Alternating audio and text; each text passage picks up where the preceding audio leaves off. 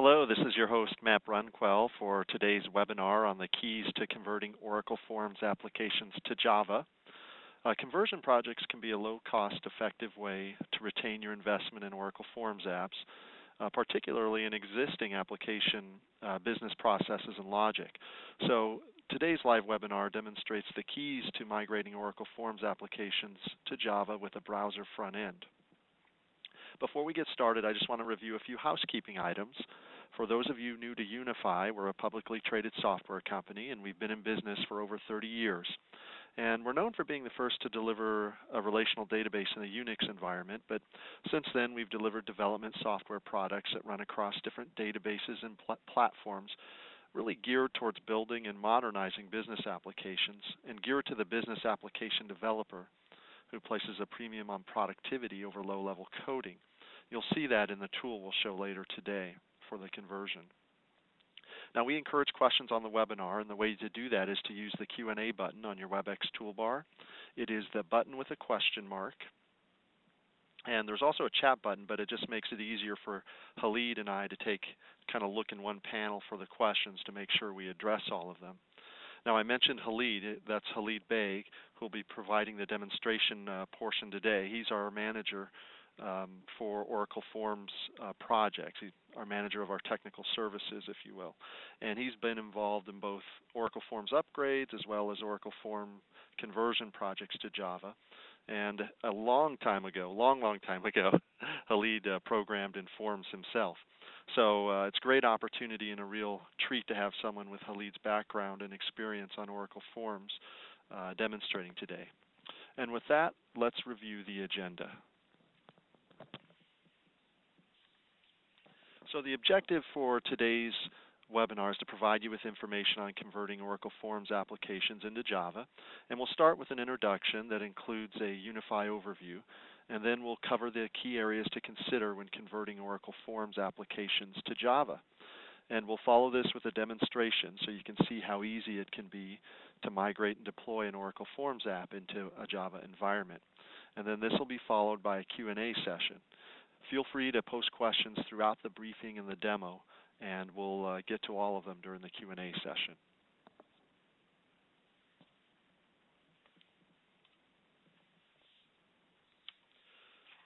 So just a quick overview about Unify. The CipherSoft business is a part of Unify and has over 25 years of experience in Oracle Forms migration. And CipherSoft is really an established and very successful practice for modernizing Oracle Forms applications. We do both upgrades as well as conversions. And we're a member of the Oracle Modernization Alliance, or OMA. And so for those of you that don't know, the OMA is an Oracle initiative to help customers modernize their applications and older technologies and infrastructure. And CipherSoft is one of the oldest members and has always been about modernizing Oracle Forms.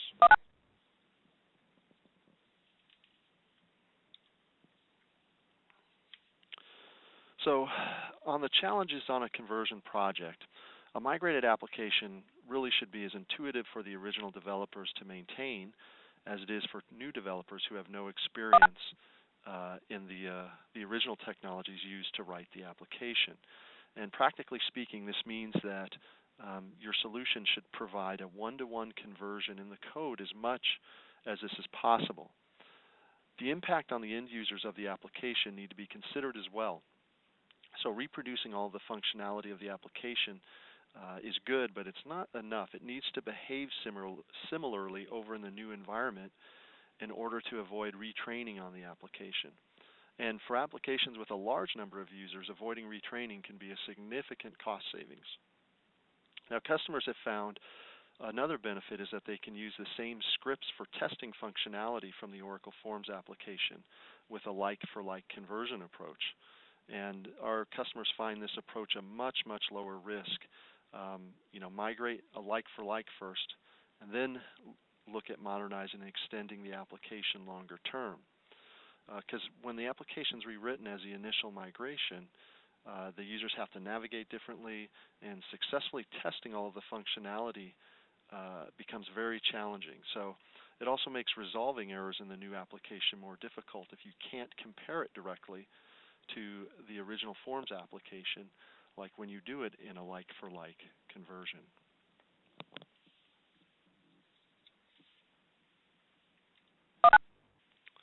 So this graphic here that I put up illustrates some of the keys to creating a path for the developers involved in a migration project, whether they're the original forms developers or Java developers. So in addition to producing clean Java code, keeping the file structure of the components and objects organized much as they were in Oracle Forms provides a reference point both for the original form developers and for the Java developers. And what I mean is a reference point they can follow. And for Oracle Forms developers, this also eases the learning curve into Java. And you'll see this in the demo. Halid will show you how this structure is maintained over with the converted application in a Java IDE from a developer's perspective.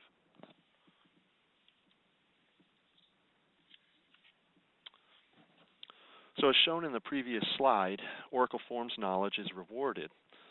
Keeping the terminology, object, and method names and the class hierarchy helps tremendously in reducing the learning curve for Oracle Forms programmers and makes a transition to Java as smooth as possible. However, for the Java developers out there, this generated application is 100% Java. It's a Java EE application. And in the generated architecture, the key concepts and fundamental principles of object-oriented programming can be easily identified, and you'll see well-known Java design patterns in there, as well, like classes, inheritance, interfaces, objects, packages. Gosh, I could go on and on. I mean, abstract classes, polymorphism. There's a lot of those types of things. You'll get to see some examples of that. And the application can be maintained and extended in most Java IDEs. We see a lot of our customers using JDeveloper, some are using Eclipse, others are using open source Java IDEs. Again, it's not limited there. And this illustration shows just a few examples of the application business logic layer, but we'll go into that in more detail during the demo. Also, you should know we have a white paper with more details on the architecture should you get more interested in the solution.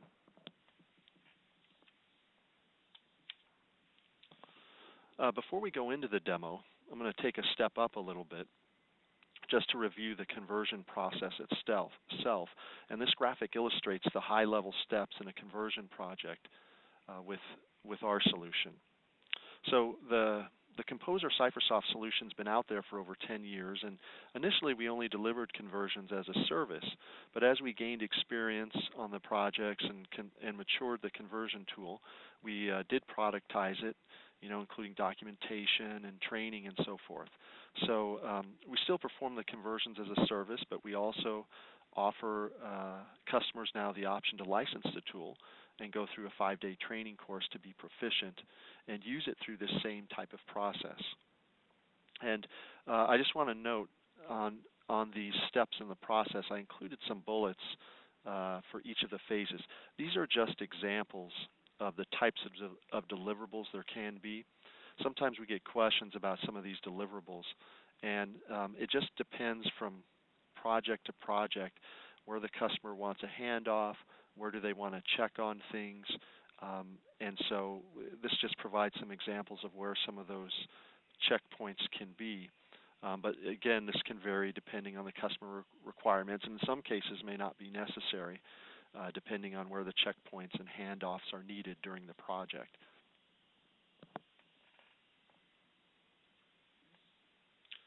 So with that, let's demonstrate the conversion steps in a migration project, and just some key points to keep in mind during the demonstration.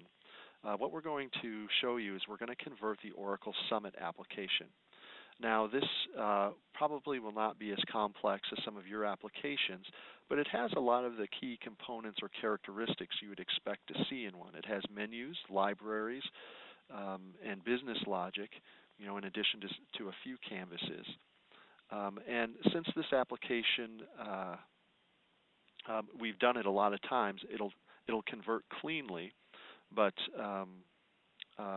just so you know, we have an analyzer in our solution that we normally would run an app through to show, just get a feel for what are the things that would require some post-conversion. In this case, though, it's going to convert cleanly right out of the box.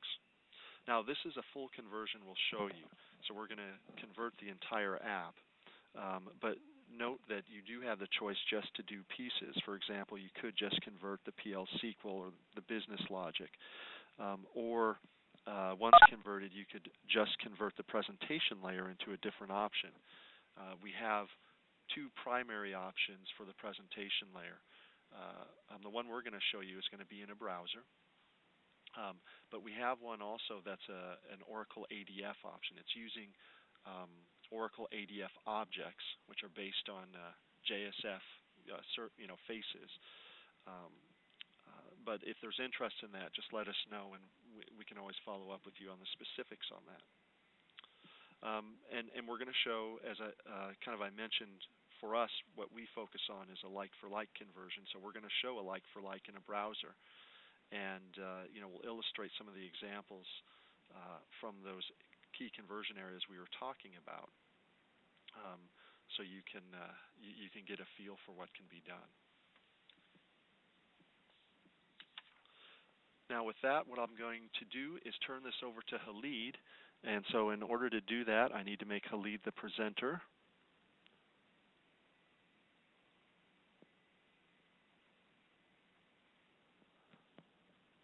And Khalid, I think you're off mute. Can you speak and see if we can hear you?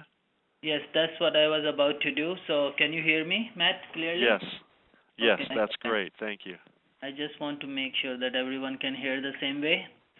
I hope everyone is doing fine. This is Khalid. You should be able to see my desktop now. And I'm gonna go and then start this conversion process. And this demo normally consists of like the conversion tool demo, how the conversion is done, and then how the compilation is done basically, and then before and after screenshots or application running before and after, like in Oracle Forms and in Java. The last step we do is go through the code, like what was in PL SQL and how it was in PL SQL and how it converted into Java. So first of all, I will start with the conversion tool itself, and if you see the interface on here, it's not like too complicated interface. Basically, the conversion tool can be shipped and installed as a zip file. Like we normally, if somebody is buying the conversion tool, we normally ship it as a zip file. They can extract it in any folder, and they are in business basically. So if you see on this screen, there are a few things that I would like to go through quickly. The first thing is the package name, and package name is what Matt was showing in his presentation. Basically, when you create a class from PL SQL code, we put a package name at the top, and this package name can be changed. If you are living in Australia, for example, or in some part of the other part of the world, you can put, instead of COM, you can use your country name, 2 digits, or anything other than that. The next step is company name, basically, whatever the company name is, and the application name. What is the name of the application that you are converting?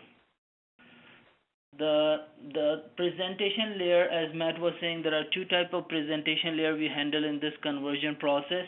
One is called the plugin Java technology. The other is ADF JSF technology. So ADF JSF is basically like Oracle, which will involve Oracle proprietary jar files and Oracle framework. But for plugin technology, is pure Java classes, and you are not depending on any of the companies, neither on Unify basically. Like because when you buy a product or license a product, we will normally provide you the source code for the runtime itself. The input directory is basically is where all the modules will be residing. Like they can be FMBs, they can be MMBs or PLL or whatever that case may be. The output folder is where the output would go. So what we normally do, this conversion folder does two major things. It does two passes. The first pass on the Oracle form, for example, takes the business logic, and business logic in Oracle form is present in either trigger or program units or in libraries basically. So it takes that code and then it converts into pure Java classes. The second pass, what it does is take the presentation layer. Presentation layers are basically canvases and list of values or alerts, and then it converts into XML files. So when we are talking about plugin Java technology, we basically are talking about Java/XML technology that we produce through the conversion tool. So output folder contains all those Java classes as well as XML files. The last thing here you are seeing is database connection. Database connection basically is only required for reading or reference purposes. We do not write anything on the database. The reason we need this database connection, for example, is I can give you one or two examples. Sometime in Oracle forms, you define a variable depending on the table column. You can say like XYZ is depending on column employee with employee number. So unless we go to the database to see what employee number is it a number, is it a date, is it a varchar 2, whatever that is, we would not know how to convert the data type into Java. So that's one of the reason we need the database connection. The other reason is to when you are passing the packages argument or procedure arguments, then we need to know what are those arguments are. Are they varchar 2 or boolean type or whatever those are. We do not write, as I mentioned, anything on the database. One thing you are seeing, as Matt mentioned in his presentation, was analyzer. We normally recommend every user to run the analyzer code or analyzer tool before going to the conversion process. What analyzer does is it takes all the modules that is in your application or whatever you provide as input and produce a list of differences. For example, like if it might find you a go-to statement. Like go-to statement is a valid statement in Oracle PL SQL, but there is no alternative in Java. So that it will produce with the analyzer that this is the go-to statement and where it is used, and then you can go before conversion to analyze that go-to statement and see if you can change it into a proper looping statements like while, for or any other statement. So this analyzer is very important to run to give you some idea what impact the conversion tool or Java migration will have on your application and how much time and estimation would provide. So here we are not going to analyzer. I'm gonna go start this migration, and migration consists of Summit application that consists of 3 forms, 2 libraries, and 1 menu. And if you see here in the conversion process, there are few steps. Like the first step it is saying module conversion, but we normally recommend to convert the libraries if any library present in your application. And most of the applications do have libraries, so we normally recommend to convert the libraries because libraries only contains the PL SQL statements. There are no presentation layers, so let's convert that and then go from there. So in this application, there are 2 libraries. If you do a browse, you can select both the libraries, move it on the right side, and then say convert. And these are very small libraries, basically. Like there maybe both libraries combined together could be maybe 200, 300 lines of code. And so it like normally our average is that 1,000 lines of code can convert in a minute or a minute and a half about. So the conversion goes very fast basically in this. Once the conversion is done for any of the step, either it is libraries or menus or forms, it will produce a log file. And this log file will show you any problems or anything that conversion tool has found during the code conversion. So if there is if you have done analysis and you still have missed a go-to statement, this conversion tool even will give you one more chance to that there is a go-to statement. It will give you a warning, and then before you can move forward for compilation the Java code, you should be able to change this go-to statement to something and reconvert the code again. This log file is kept on the daily basis. So if you run this code tomorrow, if you run the conversion tool tomorrow, then this log file which we ran today would be saved today as a today's date. So down the road, actually in 2 months time, then if you want to see what you have converted 2 months back, you can go to that log file and see what you converted on that particular day, what error or warnings you received on that particular day. So after converting the libraries,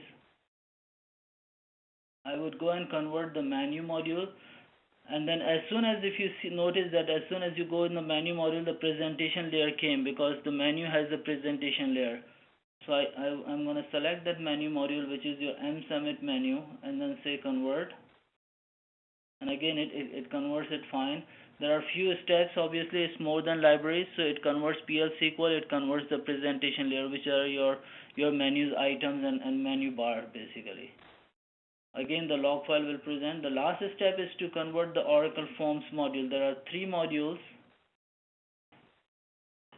customer, order, and pick. So I'm going to take these three modules, put it on the right side, and then say convert. So the conversion will be done here. And if you see, the Oracle form has more than libraries as well as menus, so it will give you more. Like the data table model is basically is like entity beans. It is creating a bridge between the database and the application. So that is the data table model. The JLSs are like canvases, form canvases and other things. So you just have to go through quickly and see everything converted fine. Once the conversion is done, the last step what we do is take this option which is called Java EE Web Module option. What does it do is basically it creates you a template WAR file, and template WAR file is required for the deployment purposes. So we normally recommend there are two ways: either create that WAR file manually, or to use this options like Java EE option template WAR file, and it will create that WAR file that you can deploy and then go forward.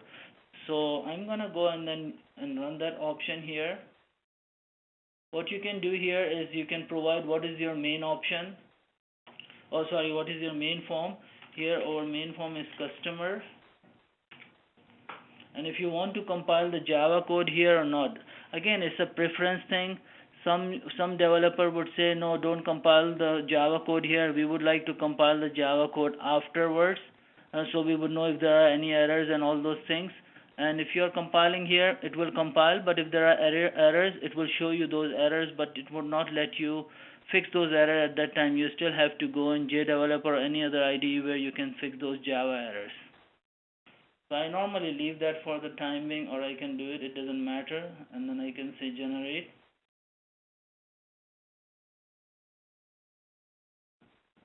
Here it is doing the compilation of that Java classes, and once it is done, it will say that it is done. So basically WAR file is created, and for this demo purposes that WAR file has already been deployed. So if you go in here, you can see that WAR file is already deployed in this place. So that is where we are gonna run this application from, and you can run application as with this option. Like obviously once the deployment is done, you need the application server name, the port number that application is running, and obviously the folder name where the deployment is done. So once that is done, you would see that the application would be running like this on in the Java environment. On the form side, I'm gonna just put it on right side. By left side is your forms and right is on your Java side. So you can see the conversion tool output versus the Oracle form. And as or maybe Matt was mentioning also, I would mention it again. It's not like a very complex application. It is only 3 forms, 2 libraries, and 1 menu, and it is like from easy to moderate type of application.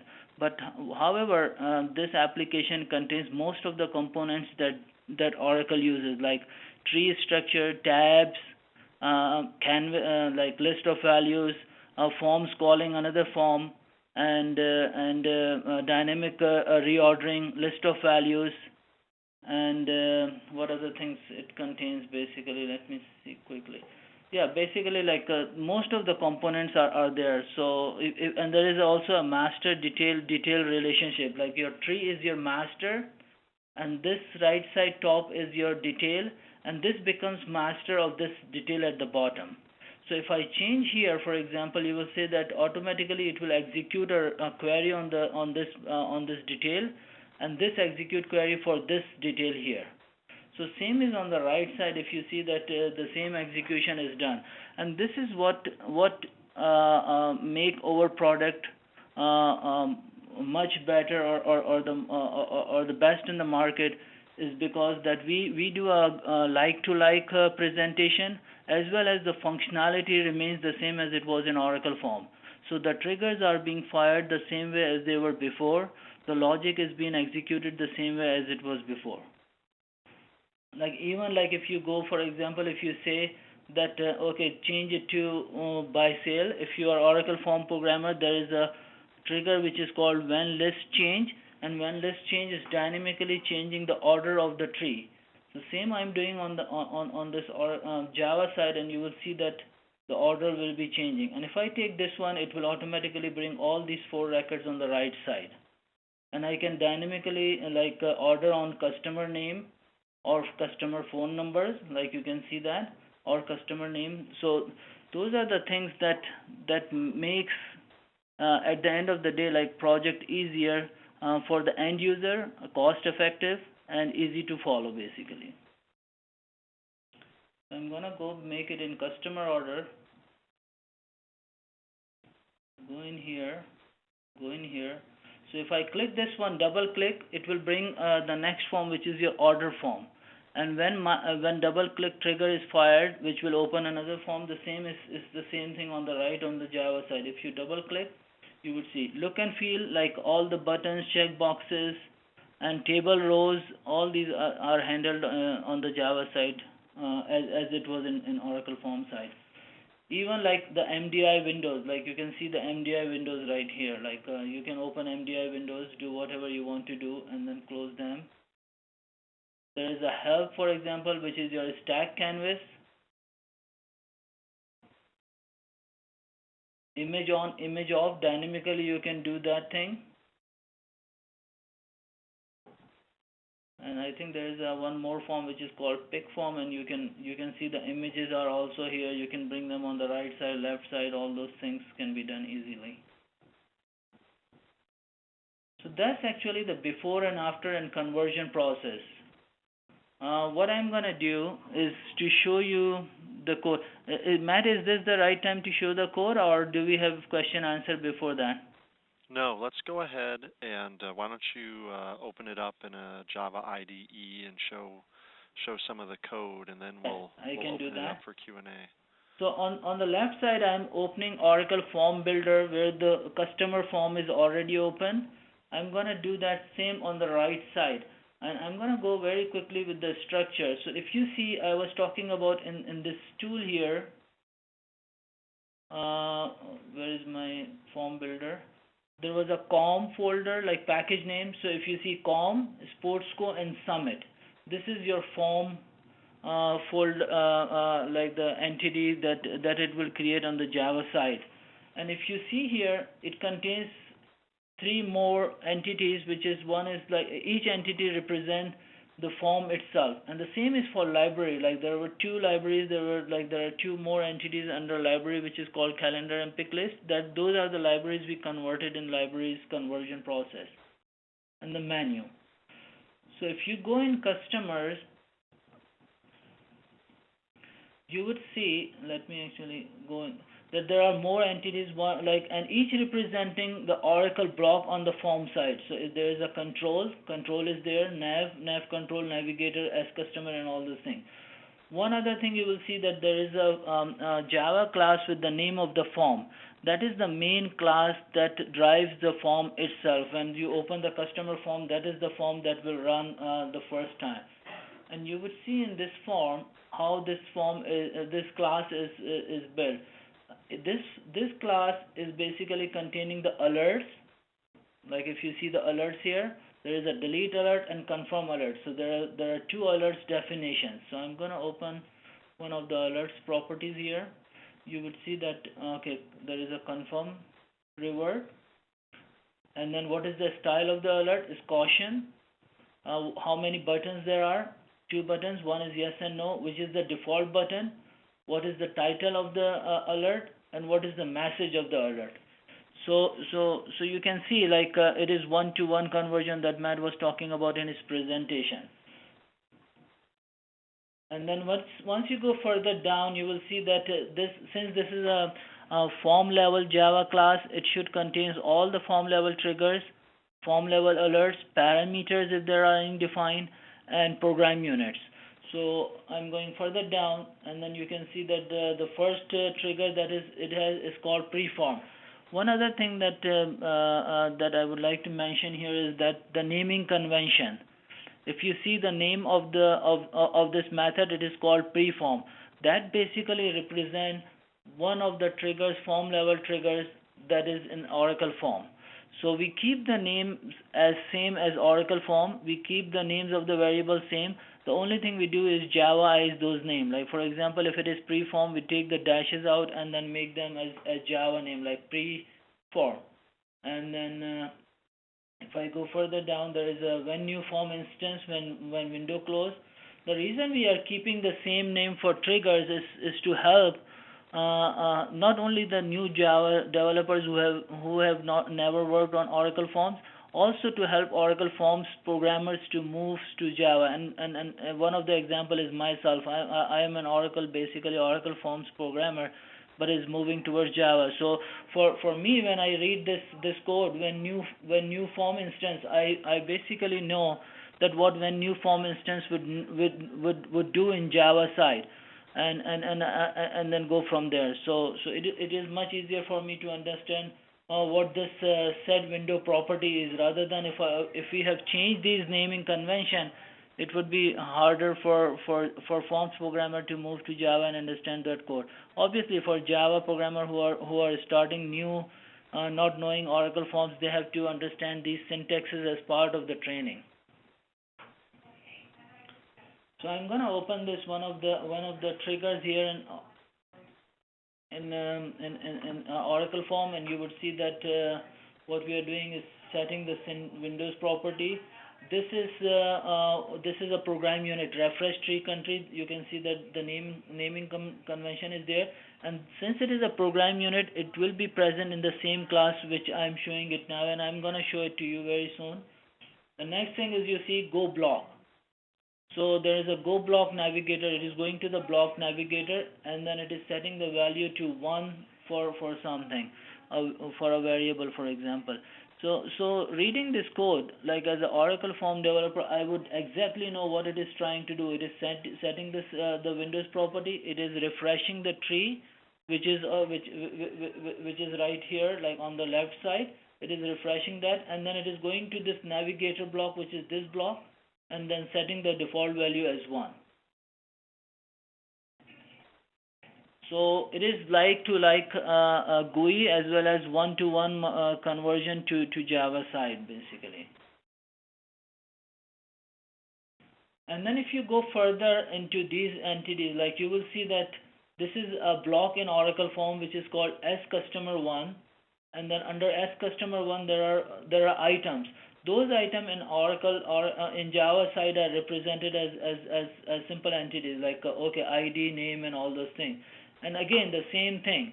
Like at the block level, there is a class called blocklevel.java, and basically block.java class contains the block level triggers. The same is true for items. So at each level, you will find a class, Java class, that will represent that item, block, or form, and will contain those level triggers. Or if it is a form Java class, it will contain more than the trigger, like for example program unit, as well as triggers, form level triggers, or alerts and other things like that. So that's basically what we normally go through. No, that's great. If you can, actually, I was going to have you turn control back over, but I'm not sure I want to do that because a lot of times when we get the questions, there are things that you'll need to go to in the I think they can write the questions, or they have, and then yeah. And I'm looking now at the toolbar, and I think chat may be the only way for people to enter questions. I don't yes, see a Q&A button. yes, that's So true. what we'll do now is we'll open it up for a Q&A, and the way you'll do that is post via the chat button because I don't see a Q&A button. So disregard my my instruction at the beginning, and post your questions. We'll give you a minute here to post them, and then we'll start reading through them.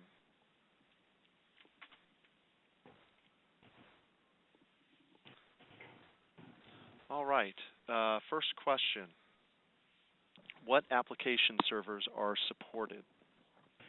Good question, and sorry for missing that part actually.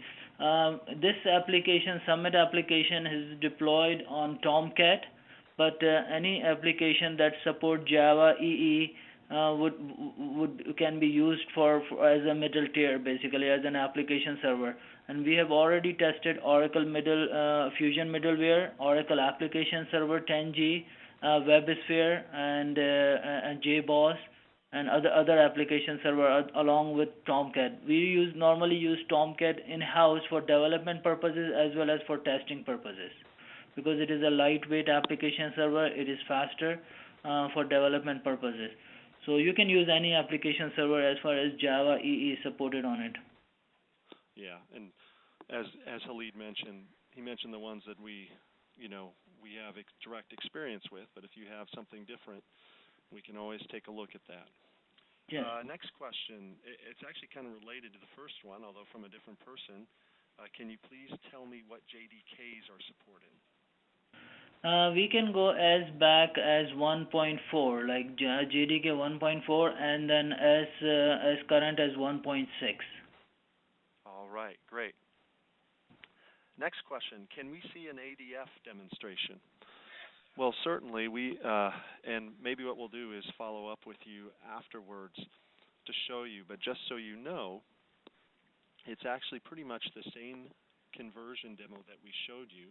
In fact, the business logic portion, like what Khalid just went through, would be the exact same conversion. The only difference is the presentation layer would be different. That presentation layer generated would be generating ADF, Oracle ADF components or objects. So that would run in a browser without any a plugin. Matt, you are very, very low in your volume. Oh, is this any better? Is that better? Yeah, that's much better. I'll repeat that. Sorry about that. The question was about can we see an ADF demonstration, and we can arrange one with you afterwards specifically. We also have a recorded version available on our website. But what you'll see is that the conversion demonstration would be exactly the same. In fact, the business logic piece, it's the same conversion. The only different part to the conversion is the presentation layer. And the presentation layer gets converted into ADF objects that are being used. All right, next question. Hi, what is the largest Oracle Forms project that you were able to convert? Well, that's an interesting question. We've done some really large ones, but it depends how you measure large. I mean, just to give you an example, there was one customer we did where there was only 17 forms, but out of those, they were all really complex forms where, do you remember, Khalid, was it like 200 canvases? Like each form was ranging from 170 canvases to 200 canvases with same number of blocks, about same number of blocks. And the size of the forms were about 15 to 17 megabyte. Yeah. Whereas we've done ones where we've done some with like 500 forms where there's only a handful of them were very complex and the rest of them were very easy. So we did a large number of forms, but that project took about the same amount of time as the 17 form one, with all of those canvases and blocks were all they were all over 10 meg each FMB file, if you will. So we have done some very large projects. Again, just depends how you measure it. What about the Oracle WebLogic server? Yes, when we refer to the Oracle Application Server, we mentioned 10G, but also 11G, which is the Fusion middleware, or which is based on the WebLogic server that Oracle has. We do support that as well. In fact, we've done... Again, Matt, you are going down in your voice. Is that better? Sorry, Yeah. I'm having trouble with my headset. Okay. The question was, what about the Oracle WebLogic server? Do we support that? And the answer is yes. We've done projects on the WebLogic server, which is also known as 11G or the Fusion middleware. Another person, can you demo us converting forms to ADF? Absolutely. We answered that question for somebody else, but we can follow up with you. Next question. After the conversion, how do forms call the reports? We see customers do two things, because this solution doesn't do report conversion. We don't know of any solution out there that does report conversion, actually. But you can call the reports, the Oracle reports as they are, from the converted Java application. And I don't know that there's an example of that here that Khalid can show, but I think we have that in our frequently asked questions. We have a sample of that. So some customers do that. Other customers will rewrite their reports in whatever reporting solution they want to move to moving forward, whether it's a Java-based reporting solution or just some other enterprise reporting solution. We've seen customers go to, the Oracle BI, or we've seen them go to other ones out there from, well, now it's SAP, but like Business Objects or the Cognos, which is now part of IBM. So you can rewrite those reports, or you can leave the reports as they are and call them from the converted Java application. And we actually convert I believe the high-level calls commands in Oracle Forms into reports into Java. Is that correct, Khalid? Yes. As Matt was saying, like reports can be called like from Java code as reports, or you can migrate to a different report writer and call them. So yes, we have used the reports called from Java for other customers, but down the road they moved to different report writer, and then they were not using the Oracle at all, because you need the licenses for that purposes when you are using Oracle reports. Okay. Next question. We're looking at doing an Oracle Forms conversion from 6i to 10G. Not sure if they're referring to an actual conversion. In fact, if you could just answer my question here that I'm going to vocalize as a follow-on to yours so we can answer it. I'm wondering if you're saying an Oracle Forms conversion from 6i to 10G, you mean just upgrading the Oracle Forms app from Release Forms 6i to Release Forms 10G, or if you're actually looking to convert it to Java and run it on the 10G stack. Matt, again, your voice is very, very... Okay, yeah, it keeps moving. All right, both actually. Okay, so there are a number of custom forms using the ActiveX communication tool via serial port to an external device. Since ActiveX no longer seems supported, what recommended tools are available? ActiveX and OCX, basically they are supported in 6i or earlier version, but not supported even in Oracle Forms 10G. So because they are basically like the Windows tightly integrated with the Windows environment. And one of the customer we did, who was using ActiveX, actually ActiveX is mostly from third party, or you might have developed in-house. So if that is the case, then you might have to migrate to a different Java. You might have to rewrite those ActiveX so you can write it in Java environment. Or in this case where we migrated this customer to Java, they actually went to their vendors, and then those vendors provided them a PL SQL database package that was exactly doing what the client ActiveX was doing, and then they put that PL SQL package in database, and it start doing exactly the same thing. So yeah, there is no direct migration path for ActiveX or OCX from in this migration tool. That has to be taken like as a case by case basis. All right, Khalid, we've had several requests for the ADF. I don't. Would it take you just a minute to show an ADF, or what? I think I might be able to. Just give me 1 second, just to make sure that I have set it up properly. Great. While you can read the other questions, and then Great. we Okay. can go from there. So we've had several requests to show the ADF. So Khalid will try and set that up here. But one other question that we have is, how do you edit the forms after they're converted? And actually, we have an add-on tool called the Visual Editor that allows you to edit these converted Java forms much like how you did in Oracle Forms, where you can, it's a WYSIWYG graphical editor where you can drag and drop the objects on the Java form. If you wanted to add a field or a column, or even create a new form in Java, it would let you do that. And we're going to focus on getting the ADF up. Maybe what we'll do is we'll do our next webinar around the Visual Editor, or based on all this interest, maybe we should do the next demo just on the ADF piece. But there is a way to do that, or if you want, because this is Java, you can go and do the low-level coding in Java to edit these forms moving forward as well.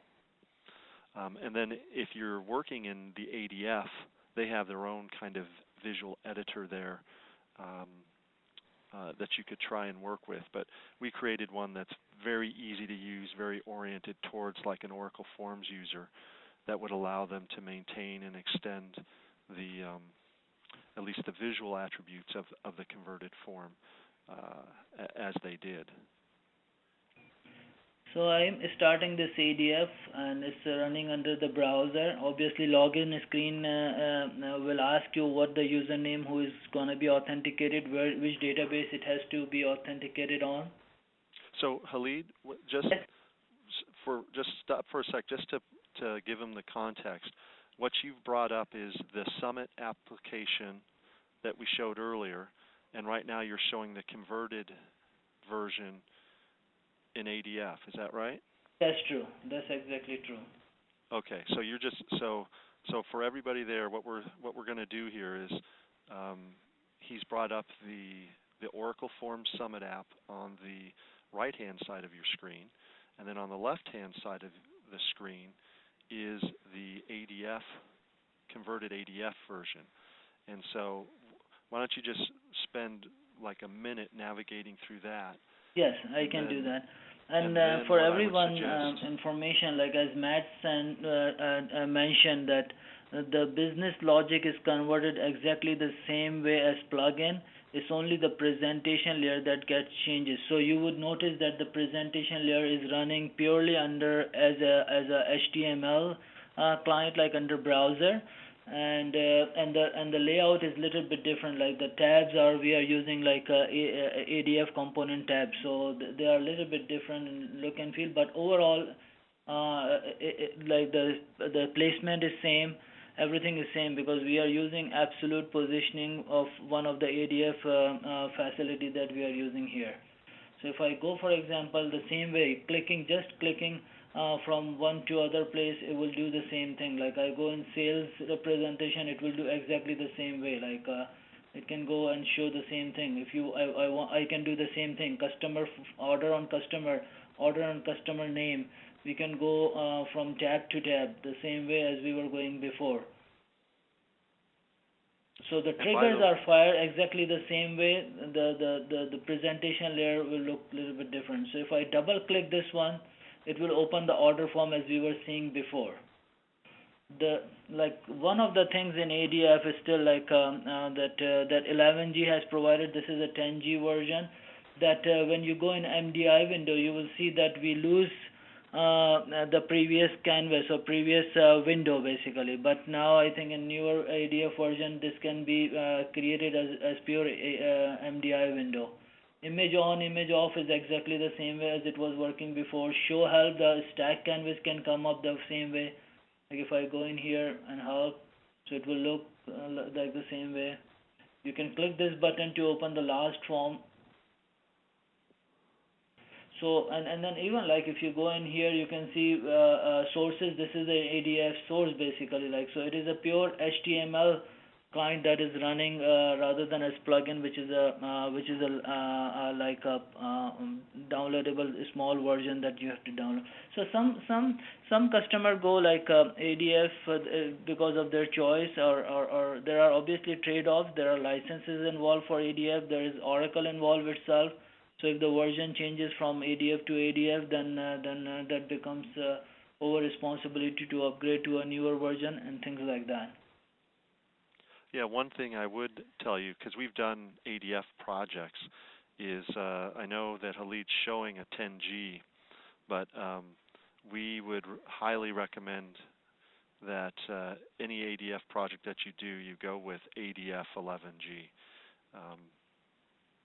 because they really expanded on the ADF GUI controls or objects in 11G. So like ADF 10G had about 100 GUI controls, if you will, and then in ADF 11G they increased it by 50%. So they went to 150 GUI objects or controls, ADF components, plus some of the ones they already had. They built in more of the properties and functionalities, into those GUI controls, so that you could get more, objects like what you're used to working with in Oracle Forms.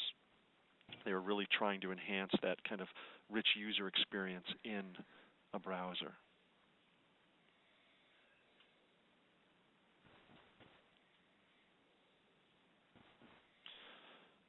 So, and this, you saw how quickly Khalid was able to bring this up. It just is one thing I'll point out about that is I mentioned we have a white paper on our architecture, kind of our technical overview, but you'll see that because we have really built this in a clean Java EE architecture, we use the model view controller concepts, and so all we're doing is changing the presentation layer from a Java Swing plugin to an ADF presentation layer.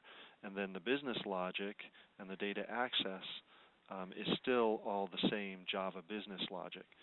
Someone wants to show them the converted ADF code. Khalid.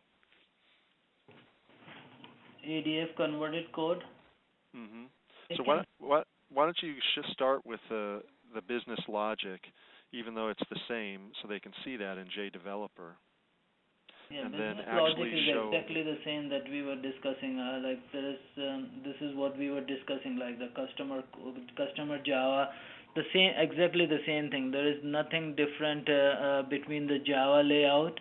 The entities or sub entities would be created the same way as would be creating for plugins. So this is what you are seeing is converted Java code will be the same either plugin or ADF.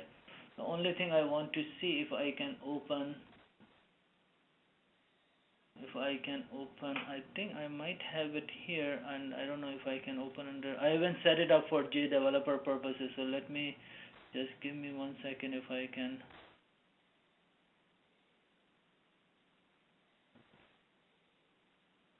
So basically these are like your ADF, so I can try to open. Yeah, you can see the JSF. Yeah, files. see if I can open it under JDeveloper, or let me open it.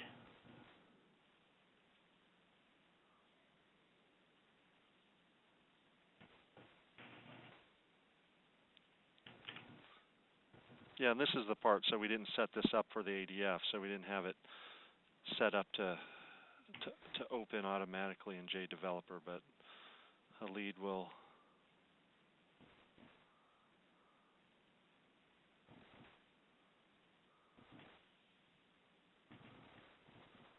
So these are the details, and then if I go in source code, this is There how we the go. source code will look for in ADF file.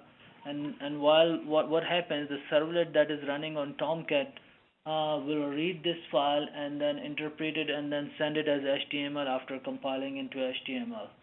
So here, if you see again the same thing, like name of the components, what is the name of the components, where they are, it is a cust tab, what is the entity beans involved, which position this item will be displayed, height and weight, and XY positions. There are different things like the inline style, what the style you would be using.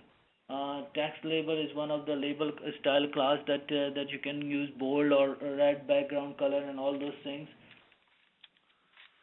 On if you get a focus on what will happen, basically what trigger it will fire and all those things when you were running, like for example when you click this thing, obviously there, like this is all from one of these files, like this tab sub.jls is all this file here.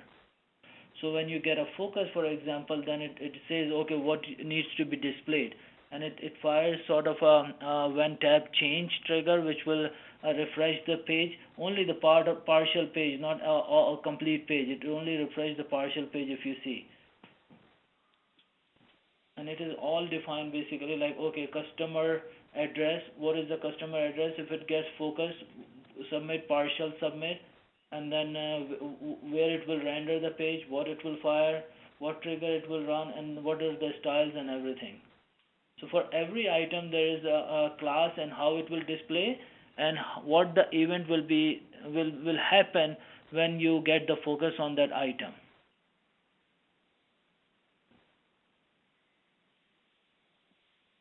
So that's basically how ADF is like.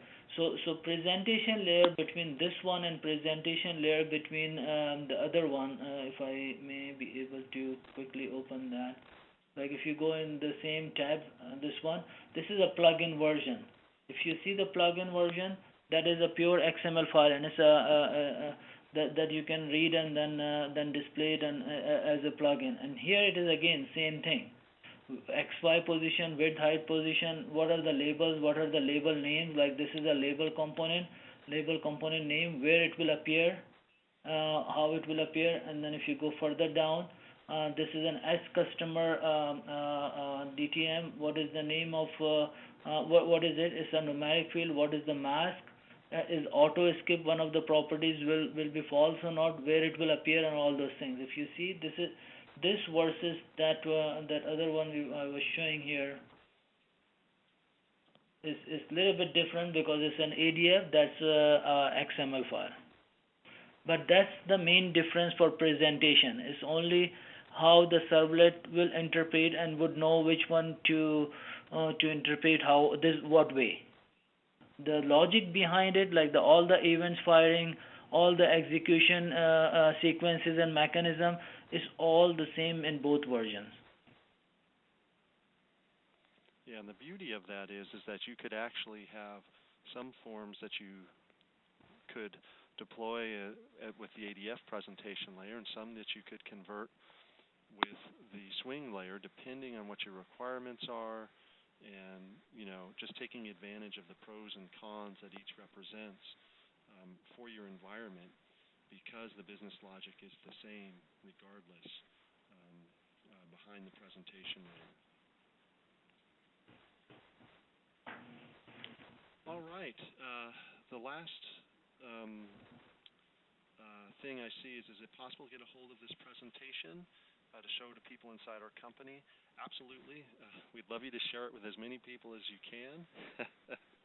And there's two things that will be available. One is we've recorded this webinar, and so the recording will be available. Matt, we can not hear you properly. Okay. Yeah, I'm going to have to get a new headset. Is that better? Yes, it is.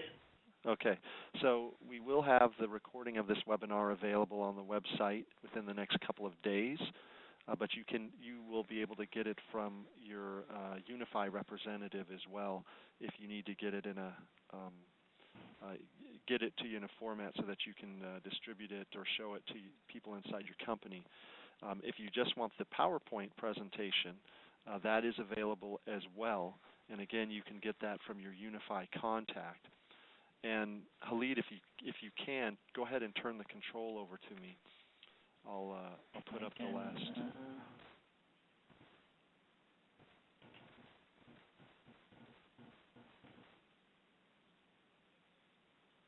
Perfect.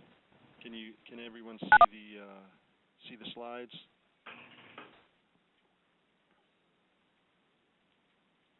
Can you see the slides, Khalid?